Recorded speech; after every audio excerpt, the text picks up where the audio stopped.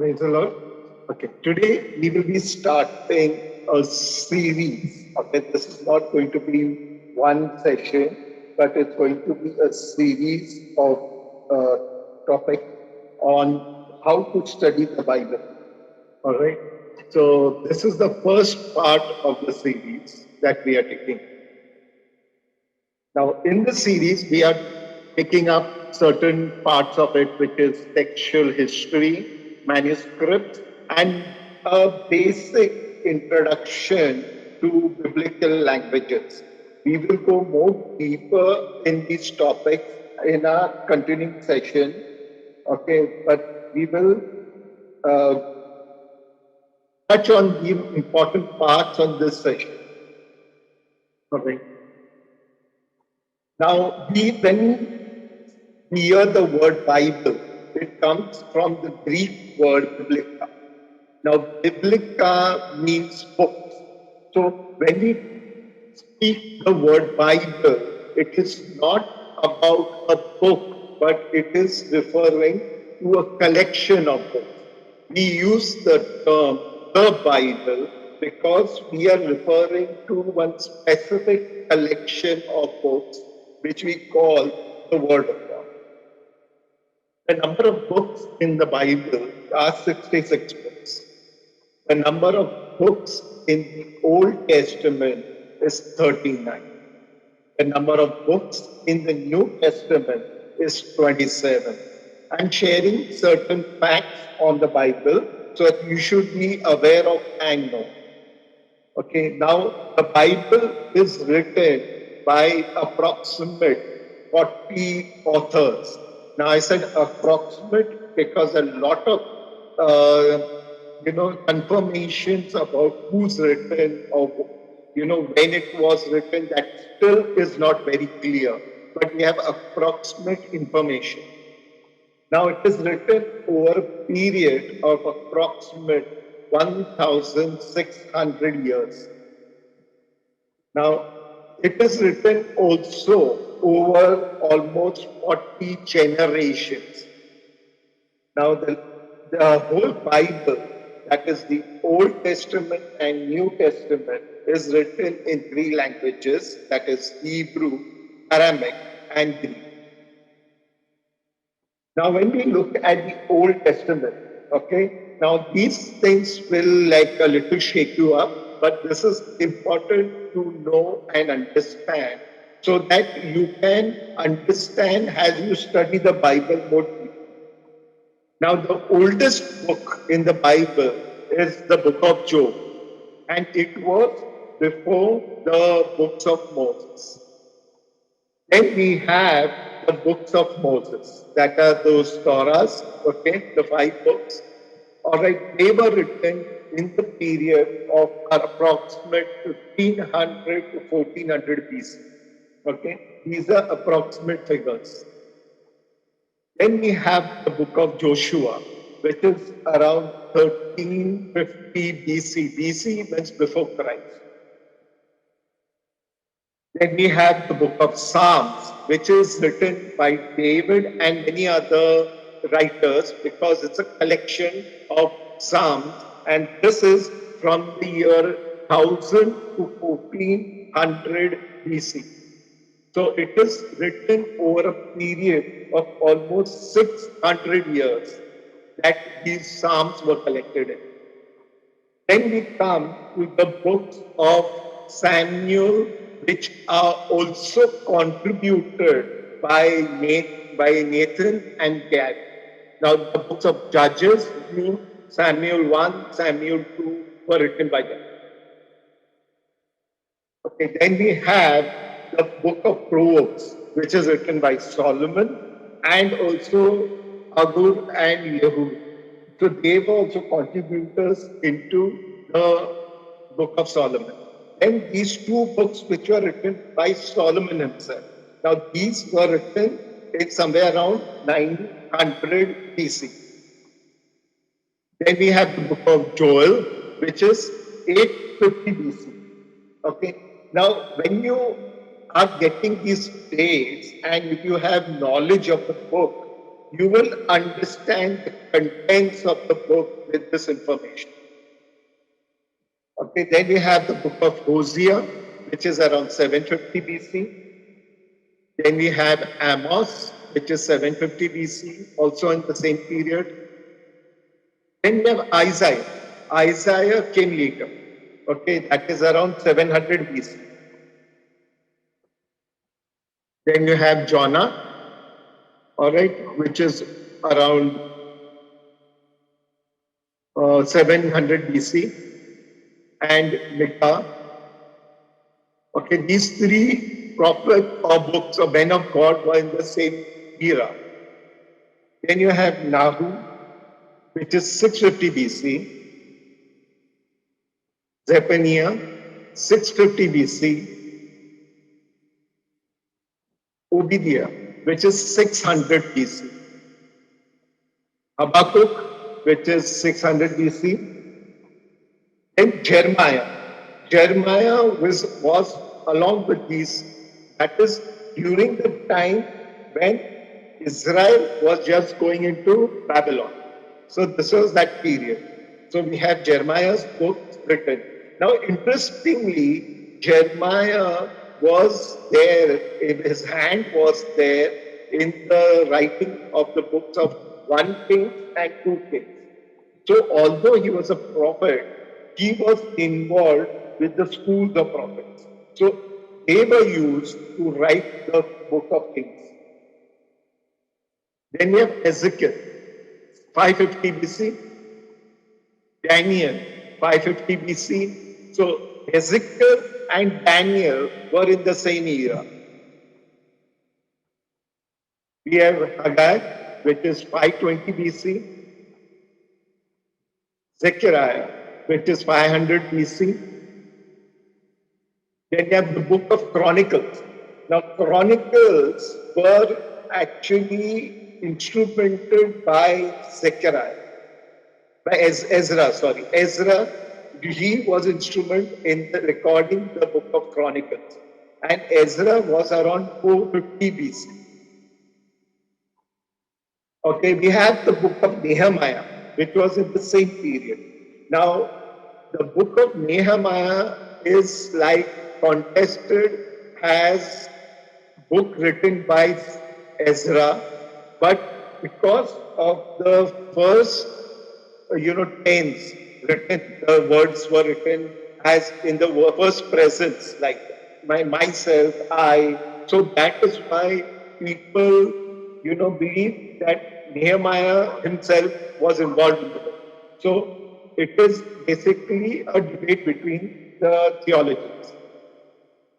Then we have Malachi, which was 430 BC. Last, we have the book of Esther. Esther was written in 400 BC. So this is what the Old Testament is.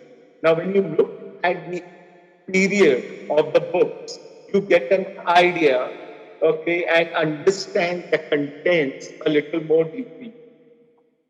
Now, coming to the New Testament. Now, this might surprise you.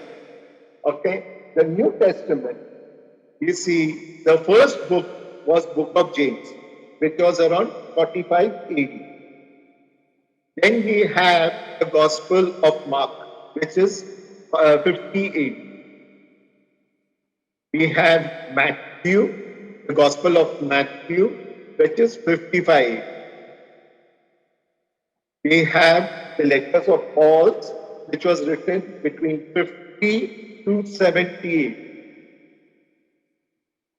Then we have the book of Peter, the letters, epistles of Peter, 1 Peter, 2 Peter, which is written around 68. See, these datings basically give an idea when they were finished, because that is the carbon dating of the documents, okay, or historical tracing of those documents. Then we have Jude, okay, which is also in 60 AD. Then we have Luke, which is written between 60 to 65 AD. So basically, Luke was with Paul, and he followed with Paul, but only in his later period, Luke was driven to write the Gospel of Luke as well as record Acts. So he wrote it nearly to the end of the events that were happening. Then you have the book of Hebrews. Now, Hebrews is contested by theologians to be written by different people. Some believe Paul is written, some believe Luke was involved in it, some believe Barnabas was involved in it, some believe it was written by Apollos. So that's why it is basically not confirmed as who has written it, but when you go to read the text and the style of writing, we see it is having the signature of Paul. But when you look at the letters of Paul, it was not written by Paul himself, but by his group. So, therefore, even Hebrews could be a letter that Paul was directly involved or not involved. So that is why there is a contested in that who's the writer. Then you have the Gospel of John, which was completed in 70 AD. So it was among the last of the Gospels, actually written after Luke. Then we have Revelations, which was 98. Okay. We have then the last were the three letters of John. So John 1, 1 John, 2 John, 3 John, they were written somewhere in 95 AD to 110 AD. Now, who had attended my session upon callings, okay, will understand why I have used these colors in the books, both in the Old Testament and, okay, if you see this, the Old Testament and the New Testament have used certain coloring for the books, and that is to do with the contents of the books and the callings. So basically, we understand the chronology of the Bible by their details, which is there. Yeah, so we have the Gospel of John, okay, which was written by the Apostle John. Now, Revelations, like I have shared in my 7 letters, that Revelation was written by uh, John, who was of Patmos. Okay, he was not John the Apostle, but was a different John. All right, and I have given some of the proofs, okay, which support that John of Patmos was not the Apostle John. What is interesting while I was making this presentation was about the letters of John. Now, the letters of John, they are dating, okay, and their contents is believed that this John is another John who's called the John the Evangelist. So, the Gospel of John, Revelation, and the letters of John seem to be three different Johns. All right, because Revelation, I told you, was John who was a teacher. The Gospel of John is more basically a biography of Jesus written by the Apostle John. And we find this surprising thing about the letters of John written by another John who was more called as John the Evangelist. So basically, we see the books by their datings give an idea of who the author is and confirmation of who the author is.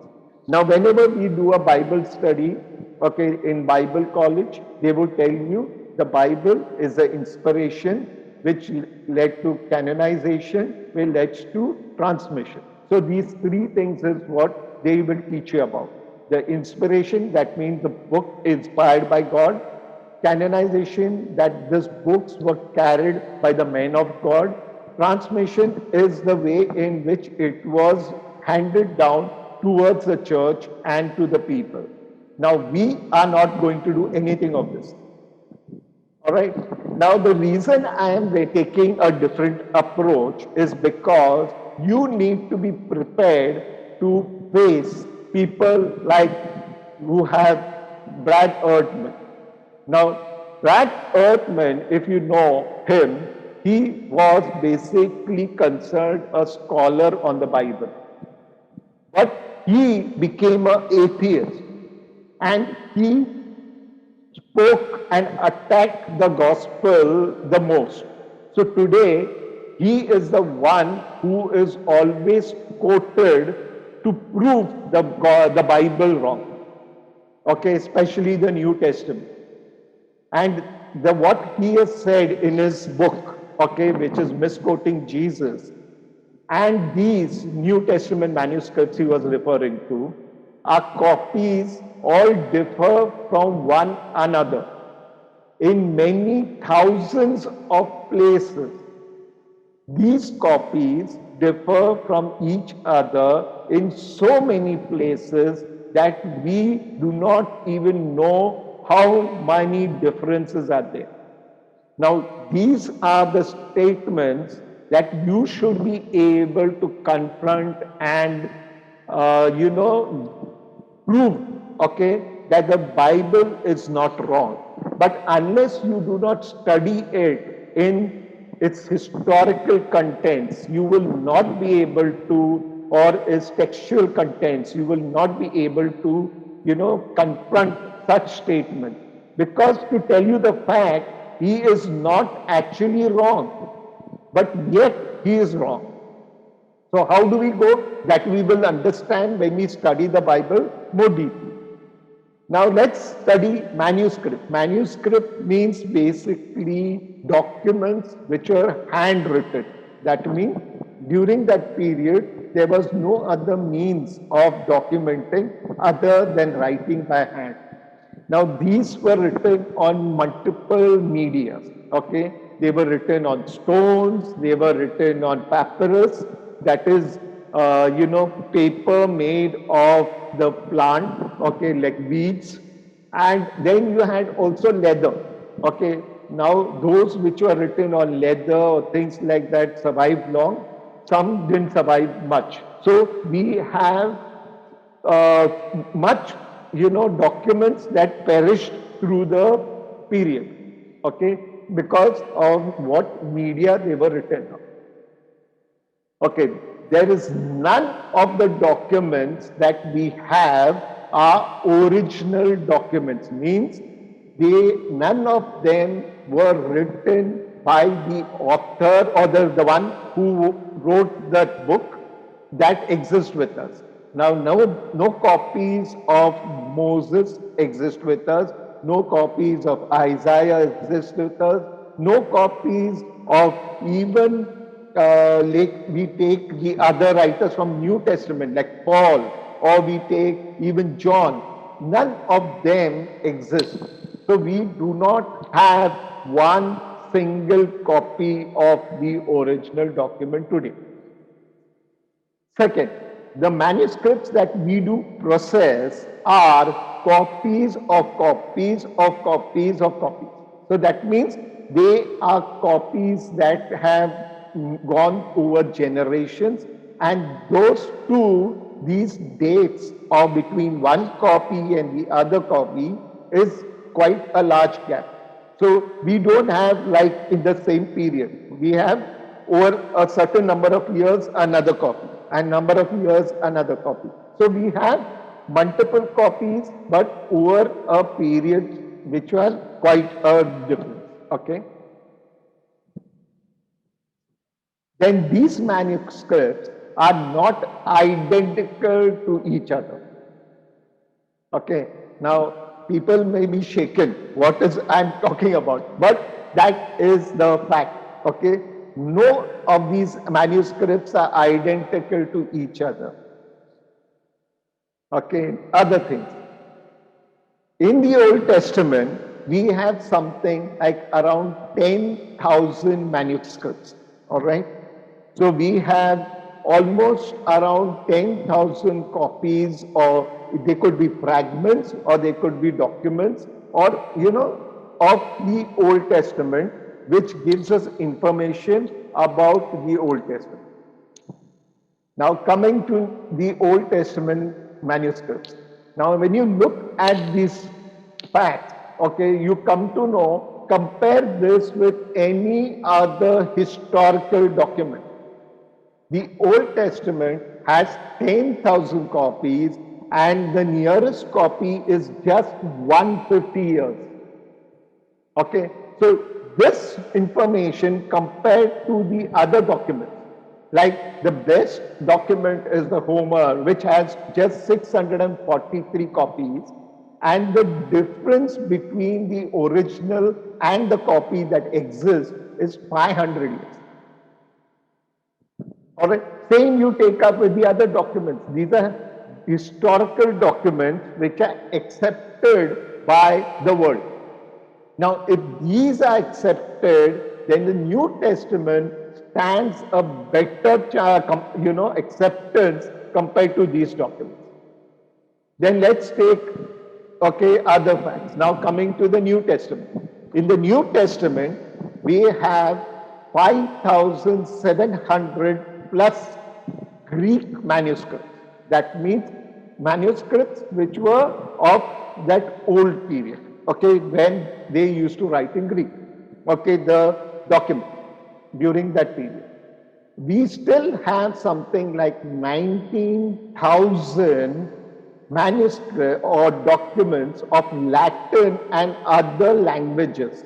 Okay, these manuscripts were written in different language, like in Syrian or Latin or other languages. But we have almost 19,000 documents.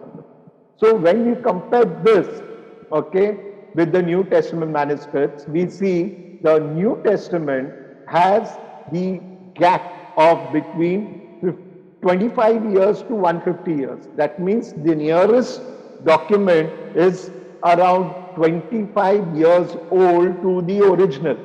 So when the writer was there, the copy was made during that time. So because just 25 years gap. Compare this to other documents. There's almost 1,000 years difference, yet they accept it. Then we have this compared with the New Testament with other historical documents. We have 5,686 manuscripts of Greek, which I told you, which is the nearest period of 25 years. Compare this with other documents. It is something that is amazing compared to any other historical document. So when we look at it, okay, let us look at a message that you are receiving. And if I share you this message, would you doubt it? This is a message. You have won $10,000. Okay, but the word you has O, which is actually corrupted. Then you have the second copy. The second message is U, where the word alphabet U is corrupted or missing. Then you have a third, where the alphabet H is missing. Now, when you have these three copies, would there be a doubt in you to understand the message? If you had just one copy, then you would have a problem. You had a doubt. But fact is you have multiple messages with errors, all have errors. But yet, because you have multiple copies, you are able to not make a mistake on the message. So the more the errors, the more sure you are of the message. Why? Because it's the more the number of copies. So even though we have multiple errors, but the fact we have multiple copies, that confirms that the original message is proper. Okay. Now, even Brad Herman himself admitted in his listing, in fact, most of the changes found in the early Christian manuscript have nothing to do with the theology or the ideology. So basically, what were the errors? The errors were basically in the textual errors. Errors in writing down, by making copies, or certain things. We will go through them and we will understand them, so we know what is these errors that people talk or mistakes that people talk in the Bible. And we should face the truth. Okay, it's then only we can be confirmed and strong in our faith. Now, when we go into the accuracy of the New Testament manuscripts, okay. Now, this is an example photograph of the New Testament manuscript. Now, compare this with other books. Now, if you take the Mahabharata, now I am talking on textual copying of the books. So, if you take the multiple copies of the Mahabharata, you see 90% is the same, 10% is different. Now you take it with the book of Homer, which is 95%. Compare this with the New Testament. New Testament is 98.33 to 99.9% the same, accurate. So there are errors, but these errors are very minute errors in places which is to do with, spelling mistakes, grammar, things like that.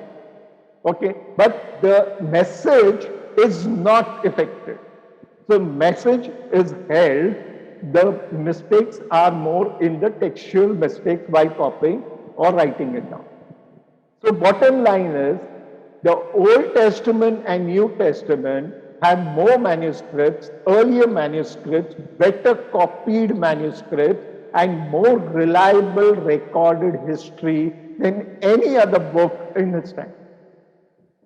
So if anybody says the Old Testament cannot be accepted because of errors, then they cannot accept any historical book because they are worse than the Old Testament or the New Testament. So Old Testament and New Testament are the best maintained historical books today. If you cannot trust them, you have to throw away all history through the dustbin. That's how it is. Okay. Now coming to the earliest fragments discovered today are among the Dead Sea Scrolls. Okay. We have copies of the book of Exodus and of Samuel. Okay. And the earliest fragment is around 250 BC. That's why I told you, like 400 BC is one of the last books, 250 BC, that's a 150 BC gap we have the original document. The earliest complete book of Isaiah, okay, comes from the same lot which is called the Dead Sea Scrolls, okay, and is dated as 125 BC. Okay, that is the oldest complete book that we have, is the book of Isaiah, which is 125 BC, before Christ. Now, if you are aware of the Dead Sea Scrolls, okay, these were like scrolls which are found in pots in a cave near to the Dead Sea. All right, and incidentally, they were discovered by a person whose name was Muhammad. Okay, he was a shepherd boy, and he was searching for his lost goat. So he threw a stone into the cave, and he heard a pot break. So he went to investigate, and he discovered these scrolls in the pot. And it is also known as the Qumran scrolls. The earliest complete copy of the Old Testament actually is not in Hebrew but is in Greek, and it is dated 350 AD, that is after Christ. Okay, so Old Testament complete set or book is the Greek translation, but each book we see the oldest was Isaiah, complete book. So they were all like not put together, okay? They were used, even if you see in the synagogue, in the Gospels, they were scrolls, they had to pick up the scroll and read. So it was not in a codex form, all right? Codex means in a book form. They were scrolls which were there. Now, earliest complete Hebrew manuscript goes back to 950 AD. Okay, that is the complete Hebrew copy of the Old Testament is 950 AD. Okay, or after Christ. So what we see is, okay, that let us look at some of the complete copies. Like you have the Codex Vaticanus, which is around 350 CE, that is 350 AD. It contains all of the Old Testament in Greek format, except for the, actually this is except for a large part of Genesis and some, okay, which were added later. So even in this full collection, there were certain parts which are missing. Okay, that is a fact you should be knowing. All right. The Codex Aleppo, the oldest known surviving complete manuscript, okay, of the Old Testament, is in the Hebrew text, which is 915 CE. Okay. The originals were written over a period of 45 to 110 CE, that is of the New Testament. Our earliest fragment is from the Gospel of John, and it is copied around 125 CE. That means just around the time when the books were written. Okay, less than around 25 years. The oldest nearly complete copy of the whole book, also which comes from John, comes around 200 CE. That means the whole Gospel of John was oldest one is around just in the 2nd century that we have a copy of. The oldest remaining complete copy of the whole New Testament is 350 CE. So that is just around 250 years from the Gospel, we find a whole copy of the New Testament. Most manuscripts differ only in minor ways. Okay, that's the spelling, grammar, and the word that is chosen to write the document. Okay, like the different types of words that are. We will be looking at some of those as an example.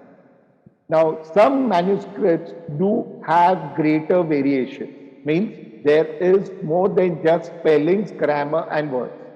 We have sentences, okay, which were added or changed. Like we find a whole sentence added, okay. We have even one place where we have a whole paragraph. This is in the New Testament, and you'll be surprised at what paragraph this refers to, which was not existing in the actual documents but were added later, okay, which we study a lot about without realizing it had nothing to do with the original Bible, but the Old Testament, New Testament. Then we have some passages, okay, which is there. We will go through them and we will look through them as we study the Bible more deeply. Okay. Now, when you use the word codex, I told you it is like a book form. The word means book form. Now, there are these two codexes which are very, very important for us to know, because most of the documents come from these. These are the Greek New Testament, and they are written in the Alexandrian type of Greek. Okay. Majority of the translations that we reading today are based on these two codexes. All right. But you will be surprised to know that there are many differences between these two manuscripts. Okay. In fact, if you look and count the errors, okay, without taking those small errors, if you take actual errors, you'll find there is almost around 3,036 textual variations just in the Gospels. That means the four Gospels. Between them, there are almost 3,036 variations. You see it in Matthew 656, in Mark 567, in Luke 791, and in John 1022. So you have so many variations in odd errors, which means differences between just these two codex, which are used by all the translations, almost all the translations that we refer to today. Okay, now this person, Dean Burgon, who is like an authority on the Bible, in fact says that it is a fact easier to find two consecutive verses in which, in these two manuscripts, differ one from the other, than two consecutive verses in which they entirely agree. So that means there is very few verses that are identical in these two manuscripts. Most of the verses different from each other. Now you may be surprising and be thinking, "Hey, brother, what are you doing? You are trying to build us, or you are trying to, break our faith." But if you don't go into these things, okay, someday somebody may mislead you and, destroy your faith. So you have to know what are these, and you have to study through these so that your faith becomes stronger. Now let us take actual differences between these two codexes. Now what I have done is taken few of the first chapter of Matthew. Okay, just to give an idea of what are these differences and how they differ from each other. I'm talking of actually not spelling mistakes or grammatical mistakes, but actual words mean different from each other.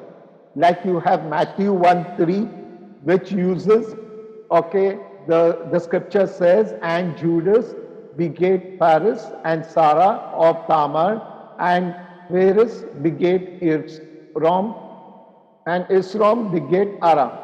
Now, if you see in one manuscript, the word Sarah is written as in Greek in this form, and in another form in the other manuscript. So actually is the way that word was spelled is different. Okay, but it refers to the same person, but written in a different way in Greek, because the name is a Hebrew name. Okay, so it is written in Greek in this form. Now we take the same thing in 1 Matthew 12 and 13. Now, after they were brought to Babylon, okay, Jechonias begat Salatim, and Salatim begat Zorobabel.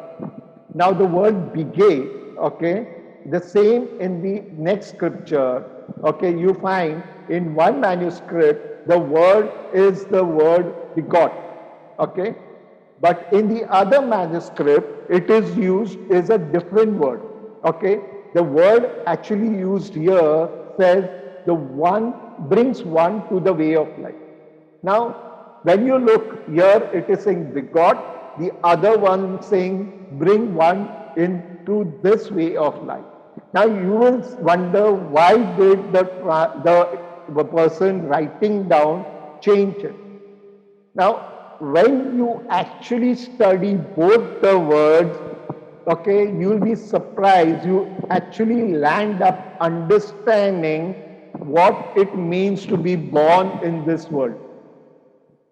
So both were not wrong, but they gave a different rendering of the term being born in this world. One is to be born and one is to come into this world. That means you existed before, but you were brought into this way of life. So basically it gives a different rendering of to the meaning of being born. Then we have Matthew 1:19, okay, where Joseph begat a husband, when Joseph a husband, being a just man, man is not part of the text, so it is written in a bracket, and not willing to make her a public example, was mind to put her away privily. So the word public example, the Greek word used here was put to shame, while in the other manuscript is written as to make example. So you may wonder why there was a variation. Why did one take as put to shame? One similar to the previous one, here too, it gives a deeper meaning in one manuscript compared to the other manuscript. So here we see the second manuscript actually gives an deeper understanding of put to shame is not to punish the person but to correct the others. So when God actually,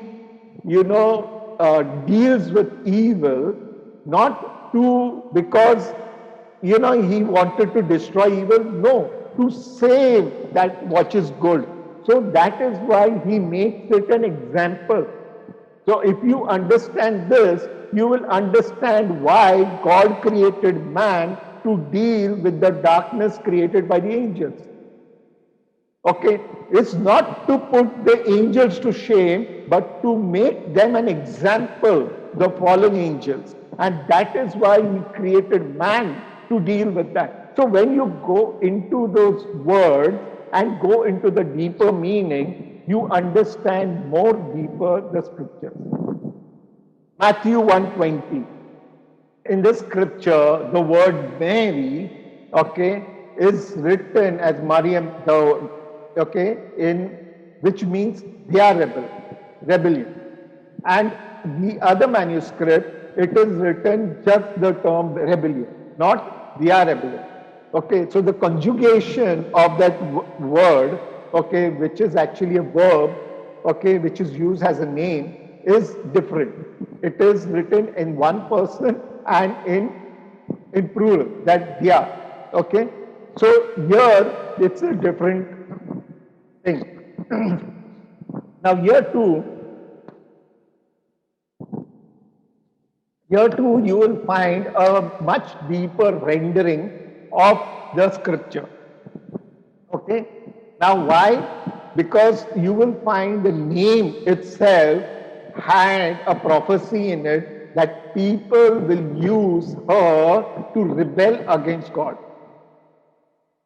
All right. So you see even Simon, okay, prophesies that after you die there will be swords that will pierce your soul, and that will be done to expose the hearts and minds of the people. Okay. Then you see in Matthew 1:25. Now the word here, still, okay, in Matthew 1:25, till is written in Greek as till and till his. So it is a different conjugation of that word. Okay, it is added with another thing. So similar we find in the other scriptures.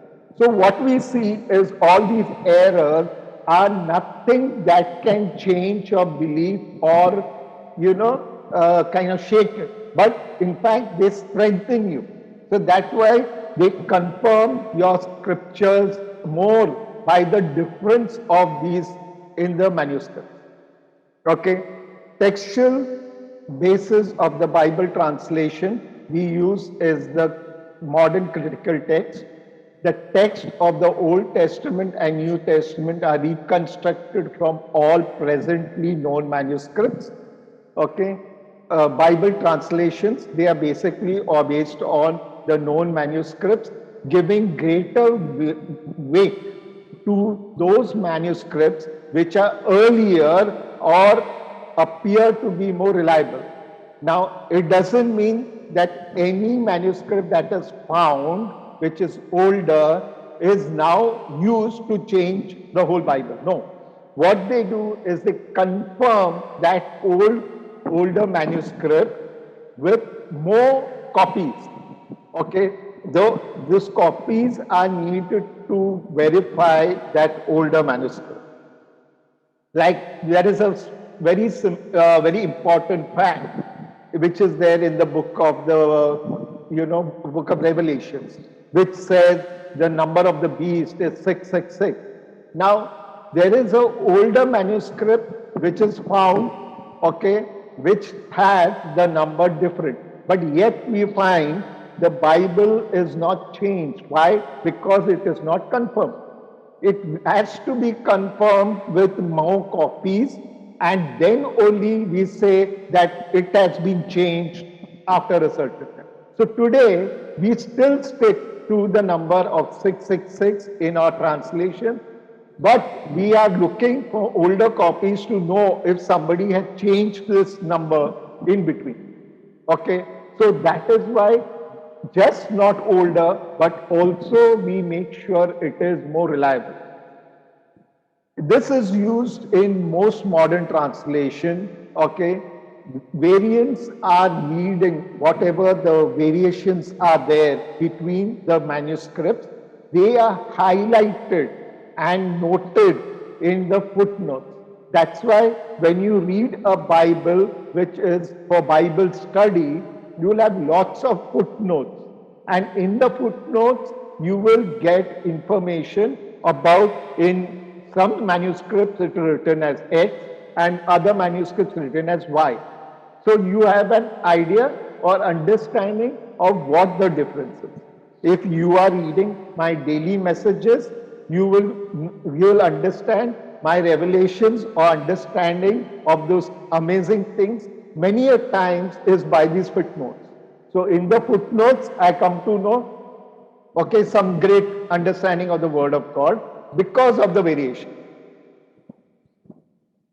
Okay, what is an translation? Now, very important to understand what Bible you are reading, which is good, which is right, which is what to, not to be read. So those things you should understand it. Okay, what is a translation? Translation is actually an interpretation of the meaning of the Bible from its original language into another modern language. Okay, so interpretation, translation is actually interpretation. That means we are interpreting one word from the modern language for the word which exists in the biblical language.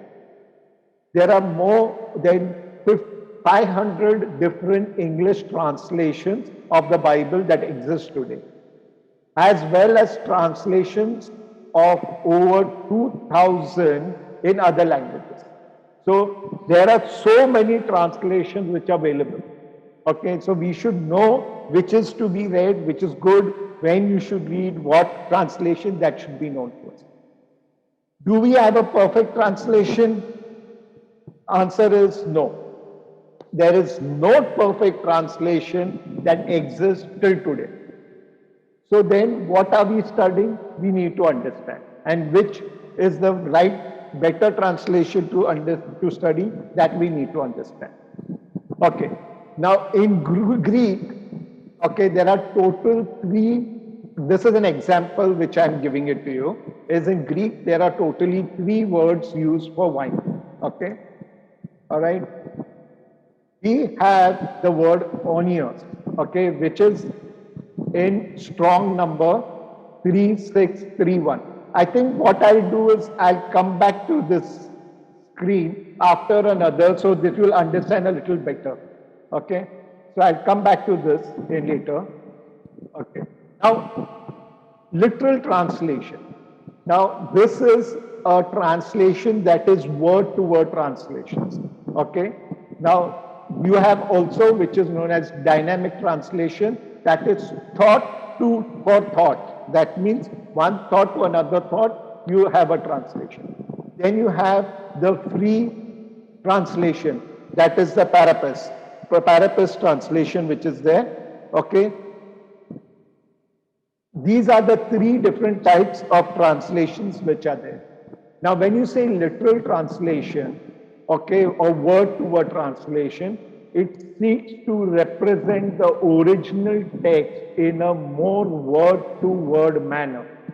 Okay, so it is not keeping the grammar or the sentence in mind more, but the word-to-word translation more in it. Now, which are the versions? Like you have the King James version. Now, King James is a literal translation. Then you have the American Standard Version, ASV. Then you have the New American Standard Bible, NASB. And you have the Revised Standard Version, RSV. So these are basically a word to word translation or literal translation. That's why you'll find more of sentences being very odd in the King James, because they are a literal translation. Now, you also have the Young's literal translation, YLT. Okay. Now, coming to dynamic translation. A dynamic translation, you have equivalent to a translation that seeks to strike a balance between the two mentioned above, the two scriptures, like, thought and words, to both of them. The goal of this type of translation is to render the idea conveyed by the original language into that is the target language. So it is not a word to word translation, but it is like looking at the sentence and okay, translating it. Okay, in that, so that the thought is the same. Now, the kind of translations which are dynamic translation is the NIV. Okay, you have the NEB, that is the New English Bible. Then you have the Revised English Bible, the REB. Then you have the Good News Bible. Okay, Good News Bible is used by the Catholics, but it is a dynamic translation. Okay, it's more for the children's actually. Okay, then you have the Contemporary English Version, which is more of a dynamic translation. Now, coming to the free translation or the paraphrase. The paraphrase referred to as free translation is one which is not as concerned with the original word, order, or sentence structure as it is with the idea of the passage. So, this type of translation seeks to render the idea of the original text as accurately as possible in the target language. So that means it is not translating, it is interpreting the whole word, the sentence to what the idea is. So it is not more of a translation, it's more as an interpretation of the sentence. Now the Bibles which do the free translation is the Clear Word, the Living Bible, or the Message. Okay, so that's why when you read the Bible like the Message, you will have nothing of the from the manuscript, but more of a preaching in that Bible. Okay, now the styles which are there. Okay, now having a look at the New Testament. All right. Okay, we are looking at some scriptures, okay, in the different translations. We have the Luke 2:1. And it came to pass in those days that there went out a decree from Caesar Augustus that all of the world should be taxed. Okay, this is the KJV, which is somewhat literal translation.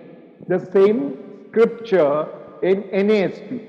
Now it came about in those days that a decree went out from Caesar Augustus that a census be taken of all the inhabited earth. Now, NASB is more a literal translation, more than even KJV. KJV. So KJV does play around with the words front and back, but NASB is more literal than even KJV. So you find it the last part of the sentence that a census be taken of all the inhabited earth. It is literally given as to what it is written in the Greek text. Now we see another, the New English Bible. In those days, Caesar Augustus issued a decree that a census be taken of the entire Roman world. Now, this is a New English Bible where it's a dynamic translation. That means the sentence is kept similar without changing much of the word, and the thought is conveyed. Now, if you take this in the Living Bible, which is more of a free Bible, in there it's written, about this time, Caesar Augustus, the Roman emperor, decreed that a census should be taken throughout the nation. Now, here is nothing much of the actual original text is kept, but the idea or the thought is conveyed in a very different way. But the message in all these translations is not differing in any way. Okay, so the idea, the thought in any of these translations is not changed. It is the same.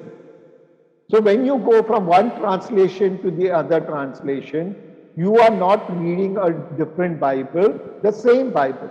But some help you in a different way depending on your spiritual growth or understanding. So it is not that one translation is bad or wrong. Okay, it is about the purpose of you taking that. Okay, let's take another verse for example. We have Proverbs, okay, from the Old Testament. That is Proverbs 10:11. Okay, a fountain of life is the mouth of the righteous, and the mouth of the wicked cover violence.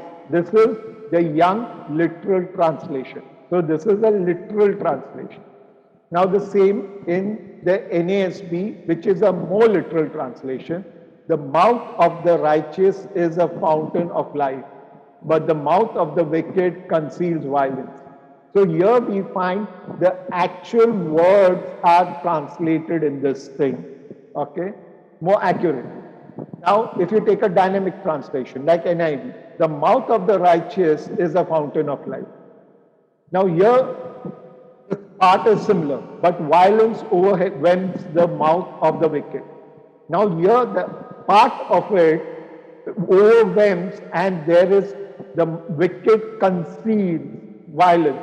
Okay, there is a little difference in the depth of what is conveyed. Now this is a living Bible, okay, which is a paraphrase. There is a living truth in what a good man says, but the mouth of the evil man is filled with curses. Now, this is something that, something very different to what the original scripture, but yet it is conveying the thought which is understood by the translator in the scripture. So it is not changing the message, but only looks at the message at a different level. All right. So what you do is, there is no perfect translation that exists. So what do is you have to important recite discoveries of older translation, like you have the Codex, which was written around 350 to 400 BC, which were found in 1959. Then the Dead Sea Scrolls, okay, which was found in 1947. So these came later. So translations which were existing before, like you have even the King James, they needed to be changed. So when you refer to the King James, it is not referring to the oldest translation, the manuscript. So the Bible which holds the latest, the oldest manuscript, consults them during translation, gives you more accurate information of the Bible. That means, that is why you'll find in certain scriptures are missing, okay, in the newer translations, but they exist in the King James version. Why? Because they are not referring to the older manuscript. All right, that there is a difference in meaning, okay, in the text in certain places, okay, that I showed you some part of it. So in translation, you will may get a little difference in the meaning, which is there in the text. Every translation is an interpretation, okay? Because whenever you're converting from one language to the other language, you're interpreting in that language. Cultural developments require new sensitiveness in language. That means depending on the culture that we live in, okay, we tend to render the text according to our culture. All right? It's an inclusive language alternative. That means it has certain changes depending on the language that it is translated. Okay? Now, I'm giving an illustration of how sometimes translations can go haywire. All right? Why we can be misled in a translation. Now, this is a small illustration, okay? Not something that happened, but something how it could have happened. A friend from Japan was telling me about the Japanese version of the Bible he uses. He turned to Luke 5:38. In NIV, the scripture reads, "And no one after drinking old wine wants the new, for he says the old is better." My friend told me, my Japanese Bible does not say wine, it says sake. Now, sake is a Japanese beverage made of fermented rice, similar to what wine is. Since a new sake is better than the old sake, the verse goes, "No one after drinking new sake wants old, for he says the old is better." Okay, you understand? Now here, because of the culture, they have changed the words. Now, what the sentence was saying there and sentence is saying now in the Japanese translation actually goes different or opposite. Why? Because the Japanese person, okay, doesn't know what a wine is. Okay, they basically understand sake more than wine. They don't drink much of wine. Now, Jesus said wine and not sake. All right. So, what we see, the translation, okay, by trying to be more friendly to the culture, has changed the words, okay, to interpret it in that culture. But what had happened is because that culture uses a term which is different from the Bible term, it actually lands up changing the meaning also in the Bible. So whenever you are reading about the Bible, it has to be according to their culture, not your culture. And it has to be according to what they have understood, not according to what you. Okay, so you cannot change in the interpretation. Some translations can be very bad. Now I'll go back to the, to the Bible about the wine. Okay, so that you'll understand a little bit more better that difference. Okay. Okay. Now in Greek, okay, there are basically three words which are translated as wine in the New Testament. We have oinos, which basically refers to fermented wine, okay, which is not like alcoholic, very, very mild. That means when Jesus said wine and uses the word onios, it means actually fresh grape juice. Okay, now what was drunk by the Jews was basically grape juice. Okay, so when Jesus shared wine at the Last Supper, that was not alcoholic wine, that is oinos, which is grape juice. Now, if you understand even in the what you find in say the wedding of where Jesus converted the water to wine, you'll realize that he said, "Arey, this is so fresh. Why you gave me something which was fermented?" So this was more fresh than that which was fermented. So you find that they actually had is grape juice. So when you are having bread and wine or at the Lord's table, you're not supposed to have alcoholic wine. It is grape juice. Now, alcoholic wine, like glucose, is a fermented wine, and we find this only in Acts 2:13. Okay, this word is only used one place, that in Acts 2:13. While all the places in the Bible is used is oinos. There is one place where they use the word parvinos, which basically means getting drunk with wine. That means, having too much wine. Because even grape juice, mildly fermented, can be effective if drunk too much. Okay, so that is the word arvinios. Now in Hebrew, when you go into the word, we see there are 7 words used for wine in the Bible. Now we find, okay, one which speaks about fresh grape juice, like in Genesis 27:25. Then we have acrid, which is basically fresh wine but not fermented. Okay, that means it is just 2 days, 3 days. If you understand the process of making wine, okay, there are 2 processes. One is by adding yeast to ferment the wine. Second is taking the skin of the grape to ferment the wine. If those who make wine will understand that you can not put yeast, you can put the skin of the grape to make wine. And this is done for, black wine, black grapes, okay, not for white. Okay, so black grapes you can put the skin and it. The process of fermenting and become alcoholic when you use the skin is longer process. It takes more time.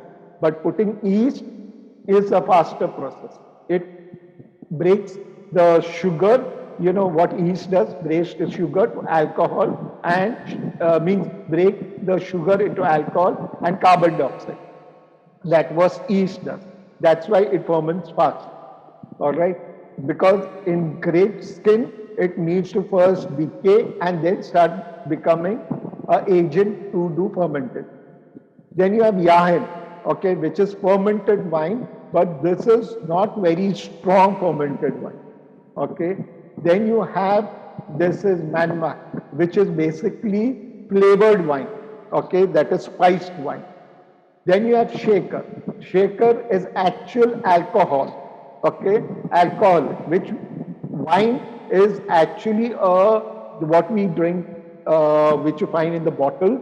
Okay, which is sold in the bars. That is a alcohol, and wine can be the most strongest alcohol. Okay, so you have to understand grape juice can have multiple levels. Okay, we also have Kobe, which is basically means getting drunk with wine. There is another which is used, Iban, okay, which is basically to bear fruit, okay, which is also translated as wine. So these are the words are there. Now in Proverbs 23:31, there is talking of a certain type of wine which is called sparkling wine, okay, that today we know as champagne. All right. Champagne basically is a wine that is very fast to get you drunk. Okay, like champagne is actually gets you to get drunk very quickly. All right. So it is not about strong, it is about more effective. All right. So champagne is can you get you drunk very easily, quickly. All right. So that's why you find the scripture says, do not look at it. It can affect you very quickly when it is sparkling. Okay. So here you find by looking at the words, it talks of different rendering of the scripture or what it is referring. In Aramaic, there is only one scripture which talks of wine, that is Shammah. All right, and that is in Ezra 6:9. Why did all this to you? Is so that when you did the translation, okay, of using sak instead of wine, he was referring to the grape juice that is fresh. Understand? All right. So it was talking of fresh.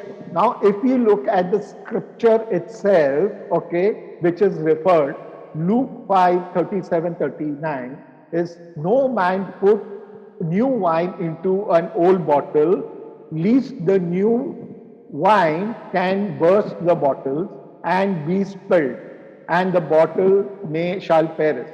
Now, when it says bottle, it is talking of leather bags. Now, what happens is when you put wine into a leather bag, okay, the wine, as it gets fermented, it actually hardens the leather bag and it starts becoming hard. So when you put new wine into an old bottle, when the wine starts fermenting, a hardened leather bottle will break. So you cannot put new wine in an old bottle. Okay? Alright? Because the new wine starts to ferment and that affects the leather bag and the leather bag will break. Alright? A new wine has to be put in the new bottle. Alright?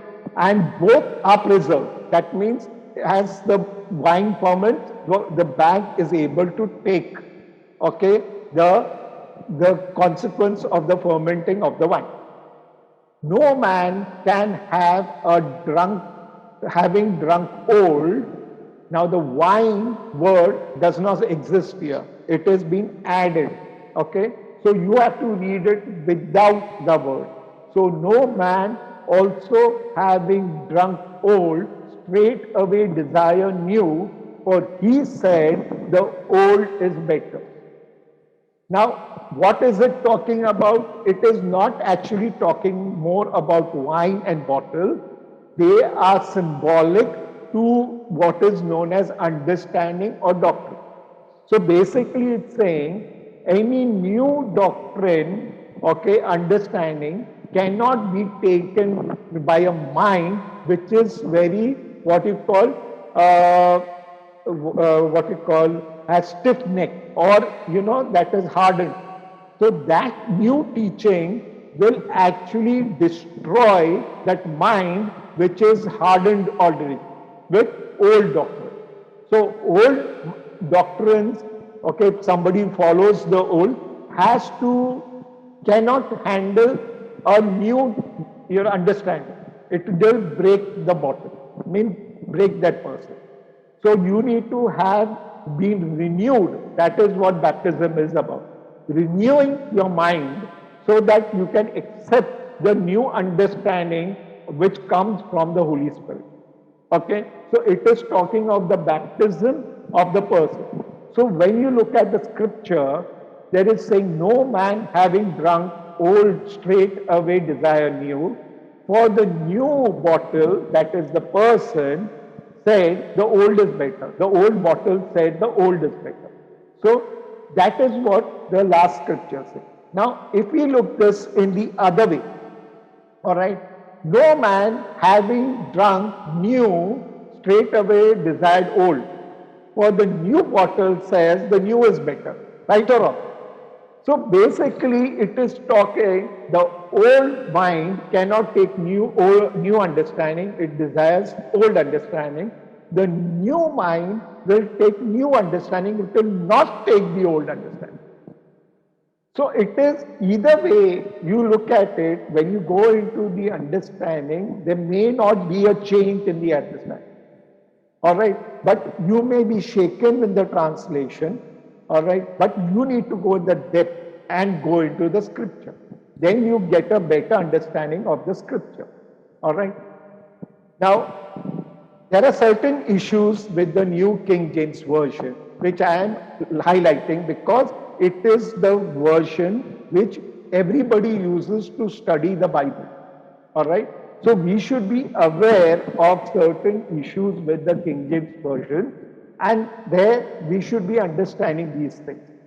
Any Bible's accuracy depends more on its translator skill. Accuracy also depends on the translator's choice of the original Bible text. Significant advances in the textual studies have been made since the 1611 King James Version, okay, which is the oldest King James Version, okay. The King James translators had 7 Greek manuscripts to the New Testament available to them. Okay, today there are more than 5,000 manuscripts and papyrus discovered since 1611. So we see from 7, it came to almost 55,000 manuscripts which are available today. Okay, which give you a better rendering and understanding when you look at all of them together. The King James Version also contains absolute no longer used words like champagne, curl, okay, all these list of words. Even the word, okay, like you have the horse with unicorn, the horse with the horn, that was a term used for a rhinoceros. So when the King James Version uses the word unicorn, actual scriptural term there is rhinoceros. But they use the term unicorn. So there are certain things that you have to understand and in the translations which are, can give you a different meaning, like the dragon or, things like that which are there. Then you have also the King James Version also uses word that actually changed its meaning. In the 17th century, it used the word alleged instead of prove. Okay, means instead of prove, it uses the word alleged. Okay, means they misuse the word. Communicate for share, suffer for allow for approve, let for hinder, prevent for proceed, conversation for conduct.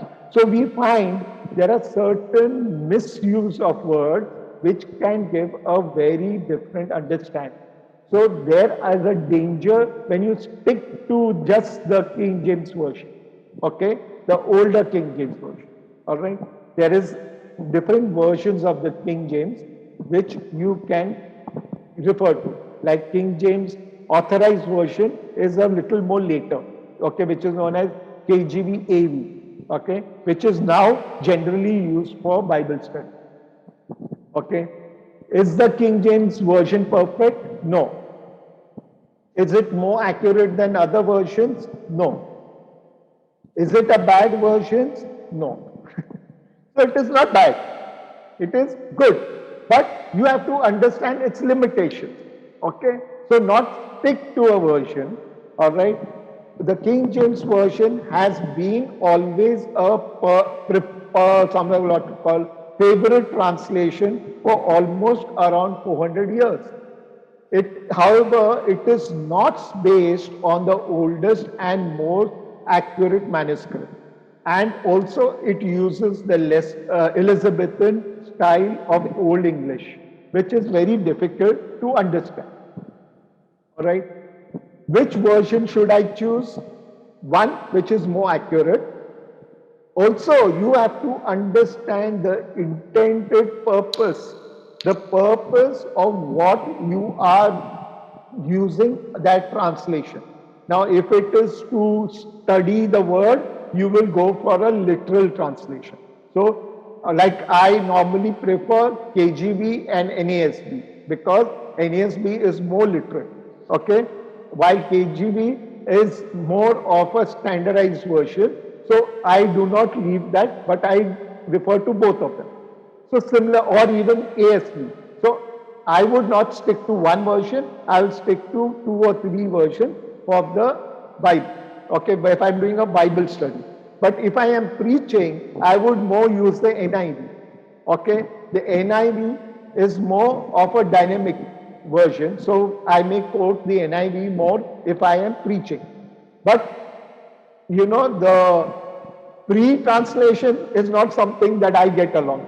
Okay, a lot of people love it in the church, but because that becomes like third man speaking. So there are some people who love the free translation, but okay, people like me would stick for both the literal translation or basically the dynamic translation. All right. So it all depends on the purpose for what you are using. It also is a personal choice. Like I said, it is my personal choice because what I am trying to use the Bible for. So I would go to the translation which is for my purpose. And what is the audience where you are quoting the scripture? Now, if it is an audience which does not understand manuscripts and things, you will find a free translation really works. Where they don't study the Bible, free translations work very easy, mostly. But those who study the Bible more, you'll find they will move to the dynamic or the literal translations. So you will find, depending on the understanding of their scriptures, you will move from free to literal, with dynamic in between. All right? Points you need to remember. Do not be afraid to try new or unfamiliar version.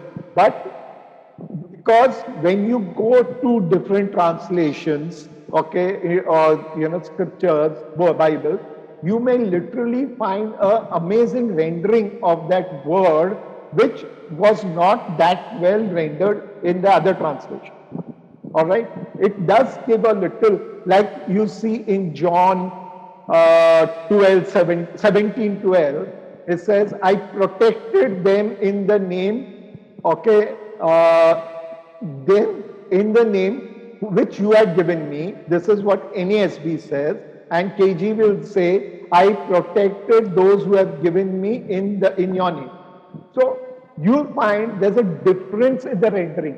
It is not talking of protecting those who God had given, but protecting them with the name which God had given. So that is when you realize the name of Jesus is not the word Jesus, but the nature or image of God that Jesus carried. And it was in his name, that nature, that protected his people. So when we stand in the name of Jesus, it is not calling the word name Jesus, but taking on his nature, or believing in his nature, or believing in whom he was. And that is what protects us. Not just shouting the word Jesus, Jesus. Like, that Pharisees' sons did, and they were beaten by the evil spirit.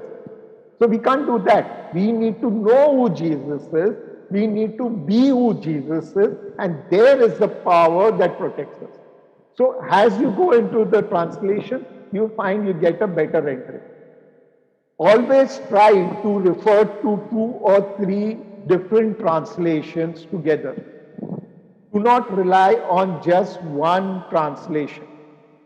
Do not take that mind because there is a difference in word between one translation to another translation.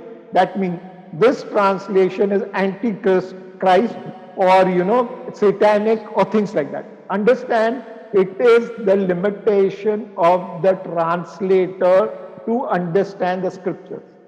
Okay, and that will always be there because God is revealing more and more about his word as time goes. So there will always be a new translation which will be better than the older translation. Okay. All right. Now I'll give you another example. Is like you have in the languages. Okay, I'll come back to when I touch on languages. Okay, now is the Bible missing anything? All right, in the Bible we have 66 books, but we find certain books which are added to the Bible, okay, which are called as the Apocrypha, or which actually in Hebrew means outer books. Okay, and also interpreted as hidden books or missing books. But actually it means outer books, means books which are not to be considered inside the Bible, but can be referred to, okay, to understand certain things of the Bible. All right, that's why they use the term as apocrypha, meaning outer books. Now, these are some of the books, okay, which are concerned apocrypha, and these are all the books which are also concerned apocrypha by the Jews. Now, there are certain set of books which were apocryphas to the Torah. Now, these are the list of the books, like the book of Enoch. Okay, three books of Enoch. They are apocryphas. They are not considered as part of the Bible, but some of them are read. Okay, but there are reasons why they are not considered part of the Bible. I will be taking that part also. Then you have the book of the prophets, okay, the Nevi'im, okay, which is basically like Glad or Book of Wisdom, Psalms of Solomon. These are basically apocryphas which are not considered canon. Canon means which are considered as book of the Word of God by the men of God. All right. Then you have the writings. Okay, these are the set of apocryphas, which, like of the Testament of Job. Okay, there are certain Psalms, Psalms 151, 152 to 155. These also Psalms are apocryphas. They are not part of the actual Psalms of the Bible. Okay, the additionals to the book of Esther. All right, like the book of Daniel, addition to the book of Daniel. These are additions to the actual book. So they will be like written below the book of Daniel. So you should be careful. All right. There is the prayer of Manesis. This is commonly you'll find in WhatsApp people putting it. These are apocryphas. Okay. They are not part of the Bible. They were read as reference books by the Jews. They were not like accepted as canon. All right. And I will share also why. Then we have other apocryphas like the book of Jesus, the son of Sirach. Okay, that also is a book. Then you have the Tobit, Judith, 1 Maccabee, 2 Maccabees. Now these books are, some of them are very important. Okay, like if you want to understand baptism, when it says baptism of John, they were not referring to John the Baptist, they were referring to the John who was mentioned in Maccabees. Now it was that John who was the founder of the Pharisees. And it was he who started the concept of baptism. All right. So what did John the Baptist do is he was literally gave them, the Pharisees, a slap on their face saying that your baptism is useless. I will baptize you, okay, in the name of Christ, the name of the Father, the name of the Son, and this baptism will change you, not the baptism you took as a Pharisee. So he was literally getting them rebaptized. They also had baptism like baptism of sand, where they used to bury the person in sand for a period.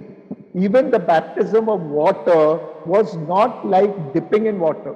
They used to force the person in water and hold that person for a period of time. So when the person came out, it was like a life new experience. Okay, because they were literally choked to death.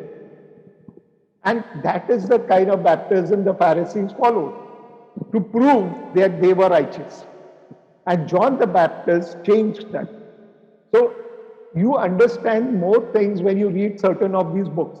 So it is not wrong to read these books, but you have to be careful of what you read in these books. Okay? Now these are some of the apocryphas which are accepted by the Catholics. Okay? Now you may not find all of these in the Bible of the Catholics. All right? Okay, then you have the apocryphas which are actually existing in the Catholic Bible.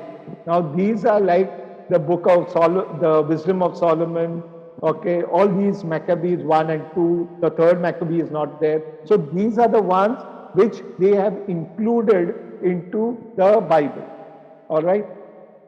Now, coming back to Apocryphas. Now, what is the issue with this Apocryphas? The issue with this Apocryphas is none of them are prophetic books. That means in none of these books, okay, you have the word of God or prophecy. These are basically chronologies, testimonies, and teachings. That means historical books, okay, they are testimonies and teachings. They were not accepted as canon even during their times, although they were used as references. They had many actual factual errors in this book. Okay? The writers themselves were not sure of the facts, and this is, you find it written in the book that the writer himself is saying that I'm not sure. They also merged or confused pagan practices with the rituals of the Jews. So it actually tried to say that the Jews were doing pagan practice. Authors or dating of these books are a reason why they are not canon, because some of them are not properly found dated, and some are during a period which is not accepted. None of these authors were directly or indirectly called out in the New Testament. So in the New Testament, you find Jesus' names, books, or the prophets himself. But none of these were there in the New Testament. Now, there is a certain period of 400 BC till the time Jesus was born, which is called the dark period where the Holy Spirit was not working. So the Jews actually did not accept any book which was written after 400 BC, okay, to the time Jesus was. Okay, that period is called where, the Holy Spirit was not working in anybody. So Jews actually stopped at 400 BC. They don't accept the New Testament, but that's why there's no book after the book of Esther. Esther also was not part of the Old Testament. It was later added because it was at 400 BC. So some of the Jews did not accept it as a book, as a canon. Some did. Since the majority did, so that became later. So if you look at the Dead Sea Scrolls, the book of Esther is missing in the Old Testament. Now, do we take it or not take it? It is basically a chronology. It is a testimony and a historical recording. So it is not the word of God. In fact, the whole book doesn't have the word God or Lord in it. Okay? Most of these books, I told you, were written in 400 years period. That period when the Jews believed none of the prophets exist. That is the reason why the Apocryphas are not accepted by the Jews themselves as canon. Okay, the Christian Bible had 66 books right until 1400 AD. It was when the Catholic Church was questioned about some of its traditions and rituals and beliefs which were not biblical. Okay, they could not justify it from the Bible, so they took help of the Apocryphas to explain them. Like you have praying to the dead. Now you will not find it in any of the books which are canon. But in 2 Maccabees, you'll find there it is a reference.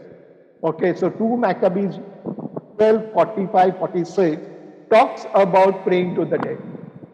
Alright, that is why they use 2 Maccabees as part of the Bible. There was a conflict of understanding between the church fathers that they used as an excuse to include some of these apocryphas into the Bible. Now, if you look, and understand Augustine was the one who actually supported the Apocryphus. Okay. Now, on the other part, we have Jerome. Jerome also is considered a church father by the Catholic Church. Now, he was a person who actually rejected the Apocryphus. Jerome, by the way, was the one who was used to translate the Bible from Greek to Latin. Now, if I told you before, Greek was the common man's language, while Latin is also a form of Greek, but it was used by the rich people or the high social people. So what he had done, he had initially tried to translate it to reach out to the officials or the rich society people. But what the Catholic Church did, it tried to destroy the Greek version and keep only the Latin version, so that the common man does not understand the Bible. What are the biblical languages? During the time of Jesus, there are records of at least 16 languages which were spoken by the people in Judea. But among these, there are only 4 languages which are scheduled languages or officially recognized. Okay, there was the Hebrew language, which was the language of the temple, since all the scriptures were written in Hebrew. Then you have the Aramaic, which was the local Jewish language, and the Jews had started speaking Aramaic from the time of the exile in Babylon. Then you had the Koine Greek or common man's Greek, okay, which was the official Roman language in Judea and outside Judea also. Since the Roman ruled a large part of the world, Alexander was the key in making Greek internationally known. Latin was a language which was used by the Roman rulers, okay, the high officials. Okay, that is where you have Latin. So you find reference to Latin, to Greek, Aramaic, and Hebrew in the Bible. But all the texts are written basically in Hebrew, Aramaic, and Greek. The apostles initially, wrote the books in Aramaic. But since they had to preach the gospel to the whole world, they started translating it in Greek. Okay, because Greek was more known out of Judea.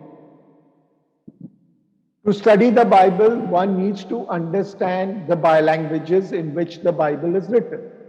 One needs not to be an expert in the languages, okay, because even a person who doesn't have a knowledge of A, B, C, D, of Hebrew, Greek, or Aramaic can still understand scriptures by certain methods which are existing in the Bible. So I will teach you how, without even Hebrew or without Greek or Aramaic, you can still understand scriptures better in their original form. Hebrew is a term which is used, which means nomad. Okay, it means actually the land beyond. Okay, from the land beyond.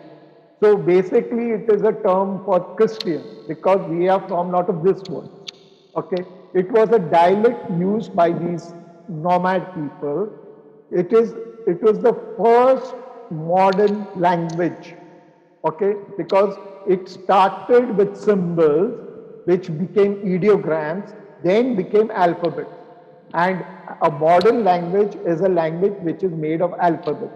While other languages which are modern started directly with alphabets, like in Greek or Sanskrit. They were already with languages with alphabets. While you have the Egyptian language, which was pictorial before. So basically, Hebrew is like the Egyptian language, which became into actual modern language. So it started with pictures, became ideograms, then became alphabets. Okay, now it initially didn't have vowels. The language didn't have vowels. So every writing had to be, with a recording along with the writing. That means a person who you narrated it, okay, should have learned it from somebody else. That means one has to have the text and also memorize the way of reading it. Okay, so every text was had to be memorized in how to read it. It was later when the Hebrew language started using vowels that one could read directly from the text. All right. So it later the language changed and then it could be recorded properly. Aramaic is a language which actually uses the Hebrew alphabet, but it was a little come later, okay, and it was later changed into Arabic. The Israelites were speaking Aramaic because they were exiled in Babylon, and Babylon, Arabic was the language which was there, and it was the language of the public. Greek is the official language of the Romans and became the most common language across the world.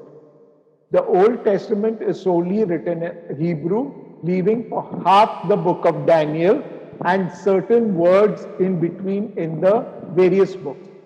Initially, the book of Ezra and Nehemiah were written in Aramaic, but later translated to Hebrew. Some Gospels were initially written in Aramaic, but later translated by the apostles themselves into Greek. Even today, in many English translations, we'll find certain words in Aramaic still existing and not translated. Okay, and they have a reason. Okay, we will, when we study more of the scriptures, I will take them on. Then James Strong, he documented every word in Hebrew, Aramaic, and Greek which exist in the Bible, and he numbered them. And by numbering them, he also gave the definition or the meaning of that word. So this way, what happens is somebody can follow those numbers and by those strong numbers can understand the word which is there in the Bible and learn the meaning of the word in a better way than the translation itself gives. Okay, now here I think we will end this part, okay, and we will continue this, okay, in the next time, all right.